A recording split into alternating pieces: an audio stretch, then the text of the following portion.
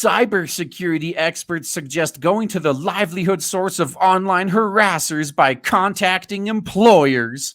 Researchers somehow think employers should be equipped to deal with online disputes. You know what? Let's go then. These NPCs already go after everyone's employers, which is why people are so concerned about being doxxed. Okay, let's let them build a system that makes it easier to go after people's employers and then give them a taste of their own medicine. We'll see how long they support shit like this when they find themselves on the receiving end of it.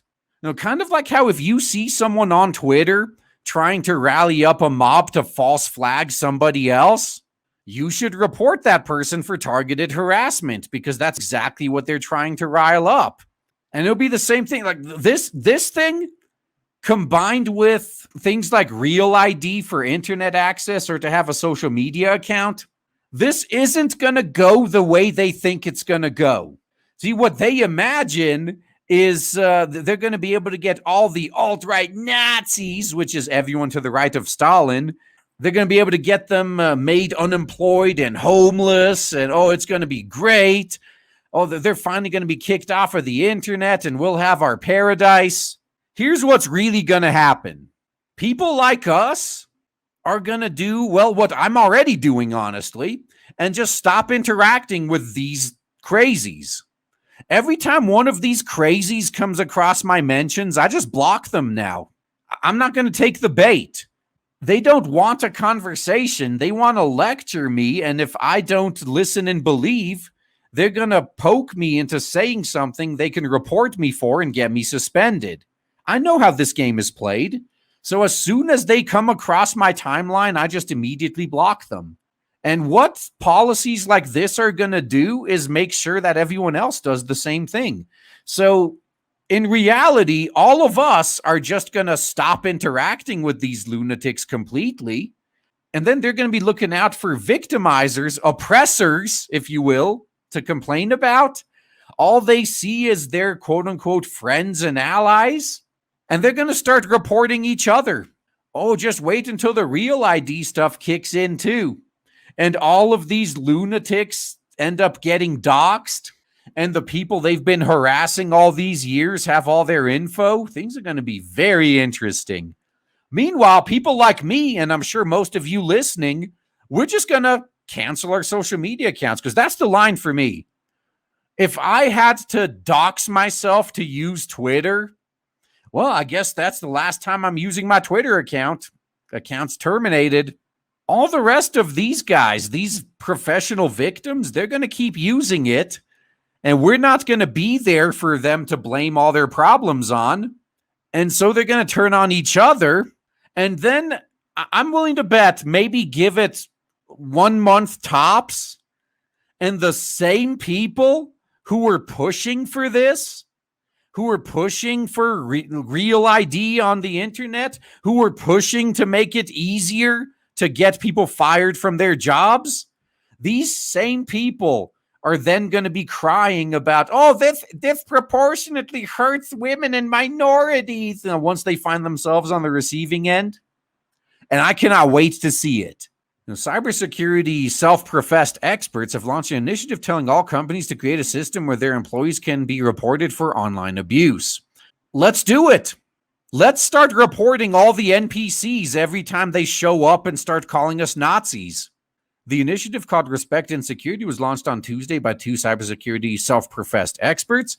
According to the founders, several companies have already signed up. One of the founders, Lisa Forte, who works at Red Goat Cybersecurity, now you know a company not to hire, said she has previously received threats on Instagram and Twitter and unsolicited content from official accounts on the professional networking platform LinkedIn. So first off, proof for it didn't happen. And second off, how much you want to bet that she instigated most of that?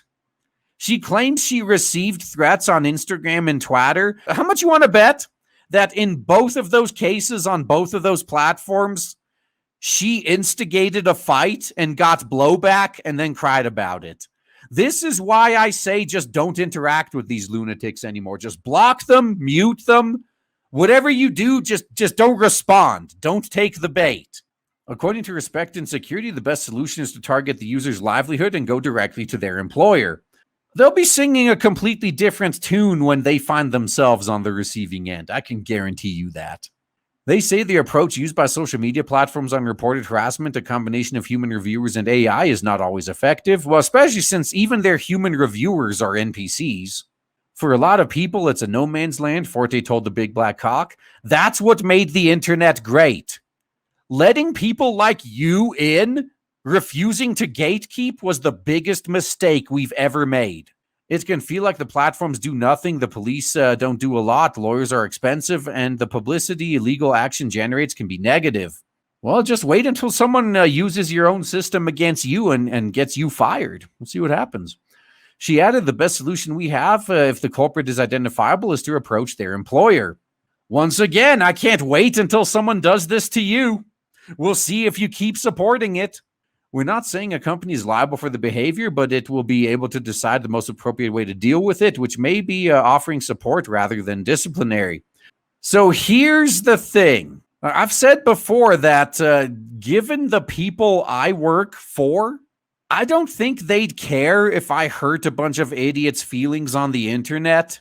So if I was doxxed and my current employer was being spammed by all these fake claims and reports, I'm quite sure the owner of the company would tell them to get fucked. Probably in those exact words, actually. Yeah, he's ex-military. He doesn't give a shit. But the problem is where they go next. Because if they try to get you fired and your employer actually sticks with you, their next step is to go to all of your employer's clients and try to get them to fire your employer. And that's probably where, if they still didn't fire me, I'd probably just voluntarily leave, just so they don't have to deal with that. I mean, maybe we could come to an agreement. Like, you know what? Don't bother. Like, I'll just leave. But could you fire me instead of me quitting, just so I could get unemployment benefits? If we could come to that agreement, I was like, I'll just leave, or pay me a decent severance, and I'll just get out of your hair. Like, you don't need to put yourself on the line to defend me. But this is something that everyone who's going to have employees needs to be aware of in the future. Because this tactic is going to get a lot worse when they implement that online real ID system. I sure as hell know if I got people emailing me to complain about like any of the artists I work with, I wouldn't even respond, honestly. I just block them. I blacklist their entire email domain. But they're the way of conducting yourself online. Oh, what? Like taking offense to everything and crying? And the other founder of the initiative, Trend Micro's Rick Ferguson, oh God, an alleged male, noted that companies' anti-bullying policies only cover internal behavior. The initiative encourages companies to adopt policies that cover online behavior. I agree. If I employed somebody and it turns out that they were an NPC that was like trying to get artists canceled on Twitter because they drew characters like one shade skin color too light or something, I'd fire them too. The companies signing up are required to commit to 7 principles, including protecting the identity of people who report abuse. Now, that's the exact opposite of what should be happening. We need to end anonymous reporting. One of the big reasons we have so many problems is because these people can file false accusations left and right with no penalty to them. And creating a public reporting system with consultations from employees and not ignoring any reports of harassment. Even if they're from someone who's already filed multiple false claims of harassment, You know your organization has made that commitment. It may make you think twice about doing it, Ferguson argued. We need to take action. Hey, I know it sounds real weird to hear me say this, but I'm all for this. The sooner the legacy industry bankrupts themselves, which will happen, they'll end up just like Blizzard. Everyone who signs on to something like this will end up just like Activision Blizzard. They're going to go turbo woke. They're going to virtue signal. They're going to do everything to appeal to the lunatics, and they'll still be sued for harassment. So let the legacy industry continue doing things like this as they work their way down the path to irrelevance. And right as they collapse, we'll be there to take everything. That's the plan.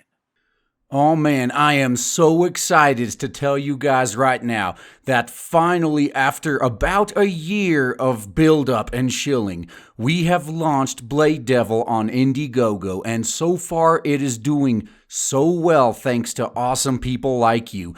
If you haven't backed it yet, then please check the links in the description and check out Blade Devil on Indiegogo. You will not be disappointed. Looking forward to seeing you there.